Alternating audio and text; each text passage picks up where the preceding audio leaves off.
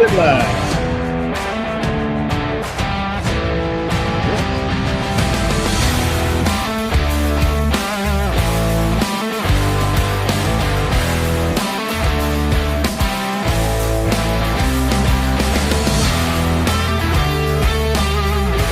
Cool.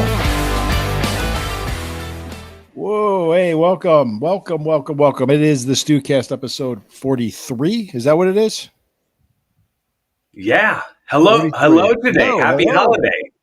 We're Happy coming Memorial to you Day, on a yeah. special Monday. I know we're crashing in on a Monday, a holiday here. Thank you for joining us. This is the StewKast Wrestling Podcast on the Combat Zone Network, a subsidiary of the Fans First Sports Network.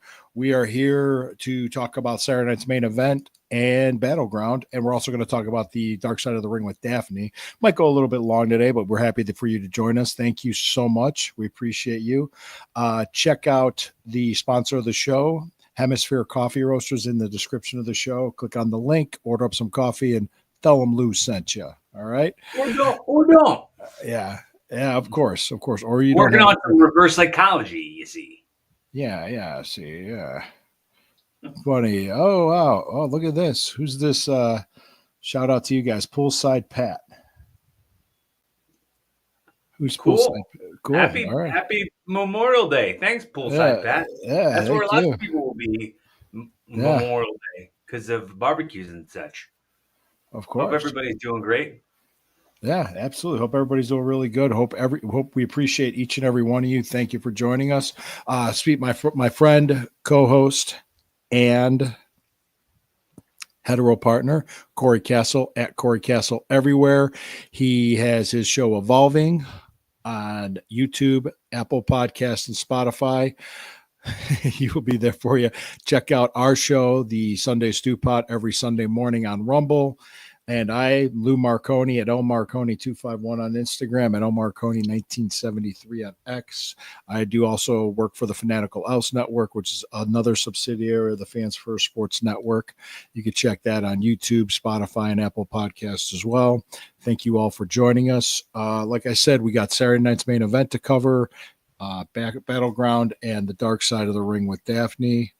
Let me see. Bill Miller's Duck. Okay. Mm-hmm. Hey, Bill. What up, Billy? What up, man? I don't know. Was that a picture he put in the comments? I'm not sure. It was like a selfie. I can't see it from here like that well. My eyesight's going on me in my old age. Yeah. What's that, man? Like a GIF? I don't know. Is it like a? It looked like a pic or a GIF. I'm not sure what it was. Bill Miller's Duck. It was on Twitch, so I don't know exactly. Yeah. So we're going to dive right into Saturday night's main event. Jesse Ventura, guest commentator.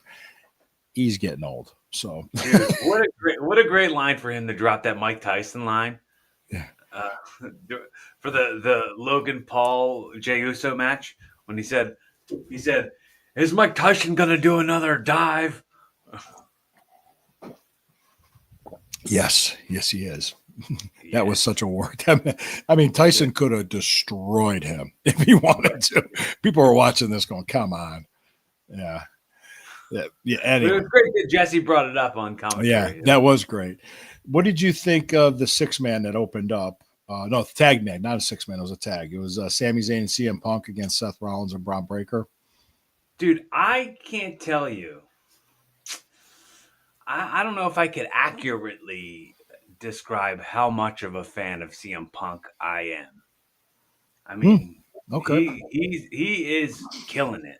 Like, he's doing great. Better stuff now than he's done in the past 10 years. Yeah, I love what they're doing with CM Punk. I also, well, the big story in that match was the Bronson Reed. Right. Yeah. Came back and he basically he joined Rollins and Breaker with Heyman. And they're probably going to form some sort of faction or alliance, whatever you want to call it. I don't know what they're going to call it, the Dangerous Alliance again. Let's start coming up with names for them. Let's see if they come up with use any of the stuff that we come up with, and then we could say we thought of that. Freaking Reed Breaker, no. The freaking guys. The freaking guys. The freaking guys. The guys. So, That was a good. It was a good match. It was a good match, and I was happy with it. I was like, okay. I was like, I had my notes here. I was like, all right. I know it was only Saturday when I watched it, but it was good. Oh God, the next match, it was horrendous. It was the drizzly shits, and I couldn't believe that aired on a WWE event. I don't want to say it was a pay-per-view anymore, but technically it was, but it was an event. Right. U.S. title match: Chelsea Green and her Secret Service. I put the DEI. Yeah, I put the DEI Secret Service because that's what they look like. They look like DEI hires at the Secret Service against Selena Vega. And I'm putting in here, I pretty much put in parentheses face palm. The kick out after the power bomb on the floor. And I said, this match sucked. I said, this match sucked. After that power bomb on the floor spot, it's it. It's over. That's it. She should have been killed. They should have had the stretcher out. That was it. Mick Foley sold a power bomb to the floor for months with WCW. Mm-hmm. And Selena Vega can kick out on a 2 count. Whoever was the road agent for that match should be reprimanded or fired. That was Let's also remember she's like 4'11". Yeah, she's tiny compared to Mick. Like 120 pounds.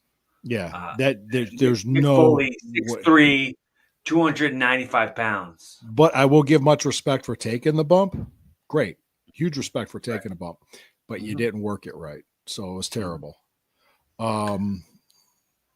That I just called it the DEI match.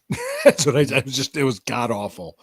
I admittedly, and I said this to you, didn't watch that match. Well, I sent you a reel from it with the fucked up 619. Right. Yeah, the 619. The negative 619. The negative 619. There you go. Negative 619. Negative 619. Then there was the undisputed title match with R-Truth challenges John Cena. And R-Truth mimics the entrance. Yeah. I thought that match was exactly what it was going to be. Like I could have painted that picture in my head and it exactly showed up the way. It was funny that that R-Truth had that shirt that said like Ron Cena on it. That's funny. It was fun. It was kind of how he was doing his spots and shit. He was doing his gimmick. Yeah. And then, the thing is, I said, watch, we were talking earlier how we think probably John Cena he's going to have a run with that belt, but it's probably, I wouldn't see it going past Survivor Series. And you said you think by SummerSlam, which could be. Yeah, that's going to be in the Meadowlands. It's a 2-night event. Who do you think you'll drop it to? Do you think Cody? Yeah, of course. Okay. It's going to be at MetLife Stadium in. What did I call it? The Meadowlands. I was thinking way back when Jersey was the Meadowlands. Yeah, sorry. Secaucus, New Jersey. Yep. Sorry. I know that it's said one way and not the other, and people in that town get really upset when you say it the wrong way. Yeah. It's either Secaucus. I think it's Secaucus, and they get mad when people say Secaucus. Yeah. Or it's Secaucus, and people get mad when they call it Secaucus. I don't really know, but I know. Go ahead. No C. I did say I like the psychology of the match with Cena and R-Truth. I like the psychology. I like how it told the story. I did like that. Yeah. We're pros. They're pros. Yeah. More than anything else. I love Ron. Ron Killings is a great dude, man. I love him. Steel Cage, Drew McIntyre, Damian Priest.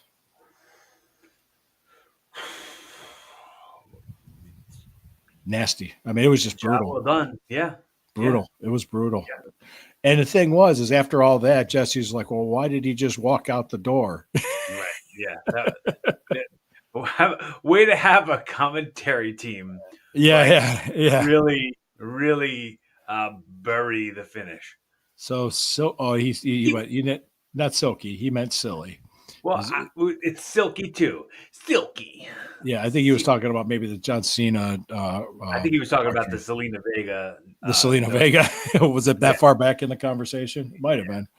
I just caught it, so sorry. Yeah, I didn't see it either. So. My wife walked in. It's like, what are you? what are you going? Oh, Jesus. I mean, I was like, oh God, what the hell is this? That's what I kept saying throughout watching it. I do that. I say shit out loud. What did you think of this? Because I mean, we talked about the chair, the cage match, and it was brutal. And basically, he damn near killed. Damian Priest went over. He damn near killed Drew McIntyre. That chair toe. Oh, I mean, that looked brutal. You don't ever see him that good. Like no, that was phenomenal. It looked like he killed him. And that one looked like he waffled him. Yeah. Oh, and the way they sold it and brought that's how you sell a big move like that. That's how you do that. Yeah. Hey, Zelina Vega, take notes. Take notes. Yeah. I think Zelina wasn't on her necessarily. I think that she was just doing what she was told to do. Whoever the agent was. I'm like, go ahead. Going back to you saw Zoe Stark injury that happened on Raw last week. Mm-hmm. That was brutal. I think I was talking probably to Renee.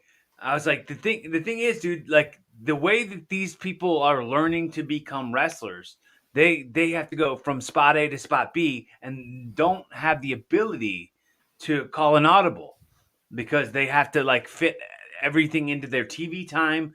They have to maximize their minutes, and they're given the minutes and the time cues to go. They have a referee has an earpiece in, like communicating with them how much time they've got, and and they'll catch heat if they go over. They'll catch heat if they go long. Yeah. Yeah. So there's no space. Like she couldn't look at that and see like, oh, Kairi Sane's not in the right spot. Well, I got to do this. I got to do this move. If I got to get my stuff in. Yeah. So, what did you think of the last match of that show? Kind of segue into that. Jey Uso, Logan Paul. Logan Paul. I missed the last couple minutes. I saw John Cena come out, and I saw Cody Rhodes come out. Yeah, they're pretty much. The Uso went over and retains. He went over. I figured that was what happened. Yeah, and they set up a tag match for the. I'm trying to think. What is it? Is it going to be for Money in the Bank? I can't remember. Money in the Bank. Yeah, Money in the Bank is the PLE. It'll be John Cena and Jey Uso. I mean John Cena and Logan Paul against Cody Rhodes and Jey Uso. Yeah, against Logan Paul and John Cena. Yeah. Yeah, that was. I mean, I just put in my nose. I dislike Logan Paul. I just don't care for him. I really liked the promo that John Cena cut, and this is a funny thing because I think it would be funny if they played it up with Logan Paul because John Cena said like, "Hey, if you lose the title to a YouTuber and I take this belt with me, that'll ruin wrestling." And Logan Paul should be like, "Bro, why did you just reference me in ruining wrestling? Like, I'm making it better and blah, blah, blah." Like, you know, the way that Logan Paul sells everything, like he makes everything better. Yeah, yeah. Did you think I wouldn't see that? Did you think that I wouldn't hear that you said that because you said it on TV? Like, it would be interesting. Yeah. That was that show. The next was last night was Battleground. And you the big story out of Battleground was, if you want me to go backwards, you want me to go the first match on through. The big story was the only title change that happened. I would like to hear like a match by match. Okay. I had the women's North American title match, Sol Ruka against Kelani Jordan. Mm-hmm. Wow. I mean, such a mark for the Pauls. I hate them so much. Thanks, Renee. Did you watch the women's wrestling on Battleground was so much better than Chelsea Green's and I mean, Chelsea can work, man. Like, Chelsea, Chelsea can. I just that wasn't really Chelsea's fault. I think a lot of it was her opponent. So anyway, and plus I don't know who agent that match. It was just like that young lady. You think that Zelina Vega would know better? She's been around the wrestling business just about as long as me. Like, that's my criticism of that. But anyway, I want to talk about this women's North America match. the North They America. came out firing away with high spots, which I would have preferred a little bit more of a build up to it. That's what I put in here. Was it the first match? Yeah. Okay, yeah. And it was they came out firing. They came up firing away with build. hot spots. They looked amazing. These women were amazing athletes, amazing spots, just unbelievable. And so she retained her belt and she did the soul catcher off the top rope. Did you see that? No. Wow. I'll send you the reel. Well, let me do that right now before I forget. My friend Harvey sent it to me, and I said, "Yeah, I saw that last night." He goes, "Can you believe this spot? If you want to, here, let me. Where is he? There he is. Yep, I'll send it to you right now. Come on. Yep, it was last night. Where are you, Corey? All right, it's on its way. You're sending it? I'm sending it on Instagram. I just sent it to you. Okay. Yeah, just sent it to you. It is one of the. It was amazing. I was just stunned. I was like, wow. I mean, it was an amazing match. Amazing match. I just said my only criticism was there should have been more of a build up in the beginning with more wrestling, stuff like that. That's quite a move, man. Did you just see it? Yeah. Unbelievable. Unbelievable athletes. Those ladies. It looks scary. Like it looks like an accident a little bit. Yeah. It did. It looked scary, but it was amazing. It looked awesome. The 6-man tag I put in as controlled chaos. I hate guys wearing shirts in the ring. I hate it. That was in there was like Tank Ledger, Hank Walker, Josh Briggs over the Culling, D'Angelo, Stacks. Josh Briggs. It was they're over the Culling. They call them, I think. It was a 6-man. It was controlled chaos. It's really the way I looked at it. Everybody was wearing shirts. Well, 2 guys were. Yeah. That was I think it was Hank Walker and Tank Ledger were wearing shirts for a while. Then they took them off later on in the match. But Tony D'Angelo and Stacks Lorenzo, the match was okay. There's good psychology in the match, but I dislike mafia gimmicks, not just because I'm Italian. I just think it's, it's not a real, it's just something, I don't think it's a good idea. I just don't think it. Yeah, I mean, it's. Yeah. I think authenticity is important, and this feels spoofy. Yeah. Good point. Good way to look at it. Jordan Grace versus Stephanie Vakir. Ooh. That was a match. Mm-hmm. I can imagine that was way better than Chelsea Green and. Oh God, yeah. I just put in an amazing match for Kira Taines with the spiral tap. She did her spots. Jordan Grace is an amazing talent. She's a sweet young lady, amazing talent. She's got a future in the business, that's for sure.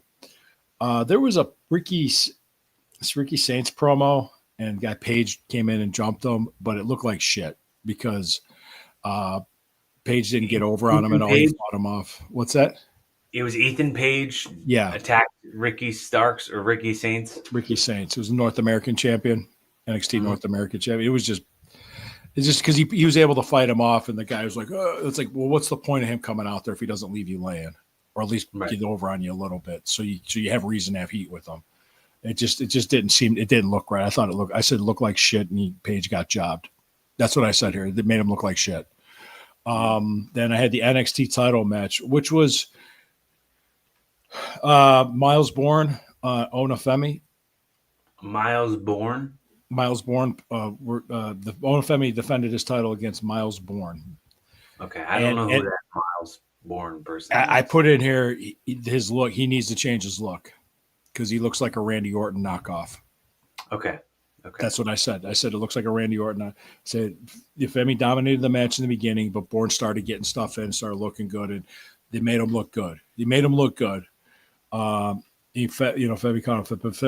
retained, and he kind of did a little when he walked out. He saw him in the corner, and he nodded when he left, like he gave him "Hey, good match, kid," type of thing. Mm-hmm. And then the last match, which I told you about the finish of this one this morning. You were shocked, but TNA Championship match: Joe Hendry versus Trick Williams, and Joe Hendry lost the TNA Championship. Do you think now? I mean, now Trick is going to be on TNA now. Is that? He's their champion. I would think so. I Yeah. mean, that's why I was saying they should have done that for WrestleMania. Should have had him lose the title to Randy Orton. Yeah. I mean, Instead of especially in losing 3 minutes. I mean, that Right. WrestleMania thing made him look like shit. I thought that looked terrible. I thought it was a bad idea. But people, I mean, we're still talking about it. Yeah, but still. I mean, yeah. Yeah. But I mean, right. If he was going to lose the title to a WWE talent, it should have been to Randy Orton, in my opinion. There were some sloppy spots. It looks like some things were missed, some things were blown, but they covered it up real well. But that was it. I mean, it was a good match. Just imagine this. Just imagine this real quick. If Joe Hendry had lost the TNA championship to Randy Orton at WrestleMania, and then Randy Orton took on John Cena at what was that PLE called? Backlash. Backlash. Yeah. And if John Cena would have beat Randy Orton and then got the 18th world championship at the same time as he was holding the 17th, if John Cena would have got the TNA world title from Randy Orton at Backlash, it would have been like he just remember when he did this whole thing and he said like, oh, I want to win it 17 times so I can shake hands with the 18th, like, and then he becomes the 18th just 1 month later, like the crazy amount of like outrage that would be happening would be noteworthy. And like how does it hurt your company to have John Cena as your world champion? Right. Yeah. Well, you can't book this. Somebody give me a job. Yeah. Hey, WWE offices, hire Corey Castle at Corey Castle everywhere. Yes. Hey, please. While we're here, let's just take a moment to pause for a break from our sponsors. All right. Thank you. How about them sponsors? All right, guys. Let's okay. We talked about the WWE PLE events today, and I think next week we're going to do Raw and SmackDown, and then we'll do the last Dark Side of the Ring, which is about Sheik Hassan, I think, which I kind of looked at the previews for, and the way they were approaching it was like, oh, this was so racist for the heat that he got from Muhammad Hassan or whatever it was. Yeah, Muhammad Hassan, which they thought it was like so racist because it was post 9/11 and fans were, and I'm sitting there thinking like, well, Iron Sheik, original Sheik, any Sheik Akbar. I mean, all these Sheik gimmicks that were done. No. I mean, it's just anyway. The Dark Side of the Ring was last week, which was probably one of the most of these aren't really cheerful to begin with because it's called Dark Side of the Ring, but it's about Daphne. There have been many cheerful episodes. Well, the most feel good episode was the John Tenta episode from last season. Yeah, or the Magnum TA one where he's kind of got a lease on life and everything, and he's very positive about what happened to him. He's happy to be alive. Which he is lucky to be alive. He almost got killed in that wreck. But back to it. It was Daphne. Yeah, it was the thing was I knew Caleb. I've been on shows with Caleb, which is her ex, at North Carolina. And we never talked about her. We never did. But going back into it, the thing I learned the most about it was that she was a child star. She was a child actor. She was been in some movies as a young girl. And then she ended up getting on WCW as a talent doing the Scream Queen Daphne stuff, which was like her scream was just unbelievable. It was a great character. What a character she was. Oh my God. And she was very, very talented young lady. And with the David Flair and Crowbar, it was perfect. And I think my wife was watching it with me and she was laughing because she was doing her crazy, goth chick stuff, making all these faces while Flair's cutting a promo in the middle of the ring and you could see her in the background over his shoulder doing all that stupid stuff. And it was funny. It was just great. And she was a talent. But then when WCW folded, she she had to try to get a contract and she couldn't. And I guess she went to TNA, did the Sarah Palin gimmick for a little bit, and then eventually came back. The thing that screwed her up, do you remember that when it was the match with Cactus Jack and the Monster Abyss when she took that bump? Yeah. She took a whack ass bump, like whatever. It was bad. It was really bad. Yeah, she severe concussion on top of a broken arm, right? And over time, and this is true because they had some women wrestlers that were on there with her. One of them was Lexi Fi, and she said this, and this is 100% true. You have only so many bumps in your bump card. Believe it or not, your time in wrestling is fleeting. You only going to last so long. Excuse me. I'll get some water. That's 100% true. And it was card is a real thing. Like, no, it's not just a made up thing. And she was filling your bump card is definitely something that a lot of us do. And she was diagnosed with bipolar disorder and CTE on top of it. Right. Not a good combination. Plus, she had substance problems because of the bumps and the pain.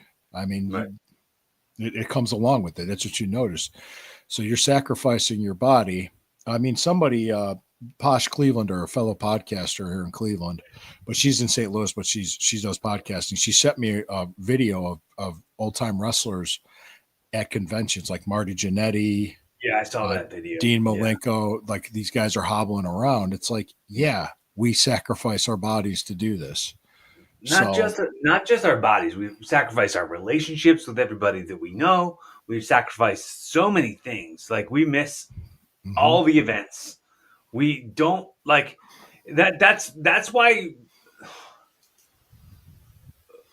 Let me just say for me personally, I don't want to speak for everybody, but this is why I resent the blow off of that's fake so hard. Because it's like the sacrifices that I'm making are not fake.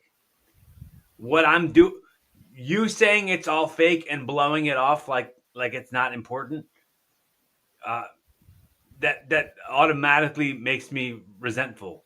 And I'm not an angry person, but I go like, if you're saying this thing that matters so much to me that I'll give up every relationship that I'm ever in, or I'll have strained relationships with family members, like all for this thing that you can easily dismiss. That makes me go, what's important about you? I'm going to easily dismiss you. You've got no importance in my life. Like what are you possibly doing that's anywhere near as great as some of the things that I've done? Nothing. Right. There's more to it. And I don't wake up in my 50s every morning feeling the way I do because of what I did was fake. So that's a bunch of horse shit. It's a work. Yes, it's a work, but it's not fake. Yeah, we hurt, guys. You have no idea what some guys are out, the condition they're in when they go out there and they work a match, what they've got going on. And you have no idea. So you got to keep that in mind. Daphne, back to Daphne. She was diagnosed with bipolar disorder. She was taking medication. I guess towards the end, she gained weight. I didn't notice her. I didn't know her then. I didn't see her on much then. She was trying to, well, I guess, but back to that wicked bump she took in TNA with from the Monster Abyss. Part of the settlement was they gave her 1,000 of her action figures to sell. That's bullshit.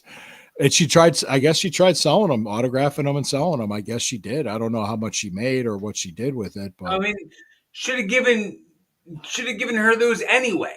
Like, that's true. That's true. Those are hers. Yeah, that's her. Yeah. Back to it. Eventually she couldn't do it anymore. So she had to figure out other ways to make money.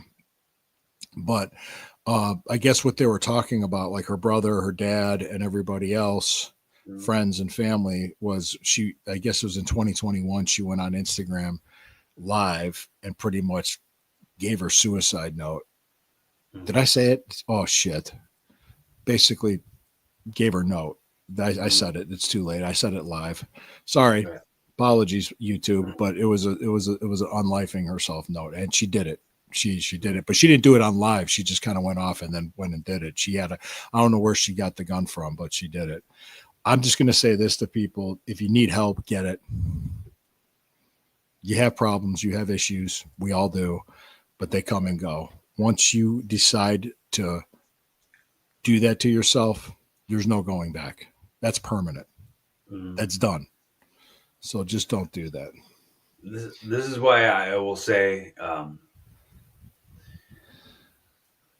pretty much every podcast I'm ever on, I say, like, if you ever feel like you need a friend or you just need somebody to talk to, some judgment-free conversation, my DMs are wide open.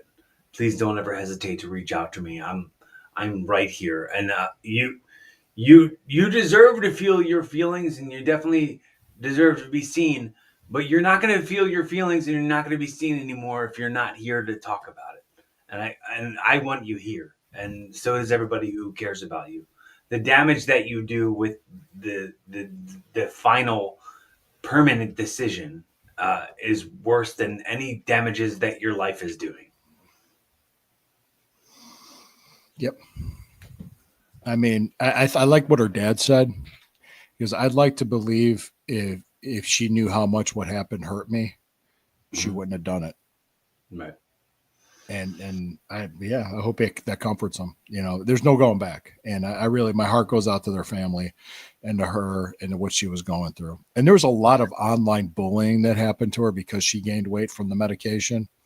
People do that shit, especially on the internet. If these people don't know somebody named Jim, much less been to a gym, and they'll criticize somebody for gaining 15 pounds, for whatever reason. Yeah. Yeah. So that's the worst part about it. Now you made me all sad and stuff. Damn it. Well, it was a sad episode.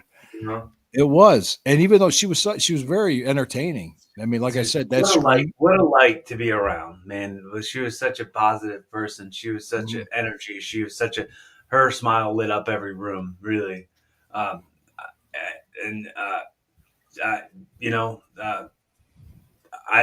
like to think there's an alternate universe where none of that happened, where that bump didn't happen. Is he talking to us? Thanks, Dan. Yeah. He's talking to us.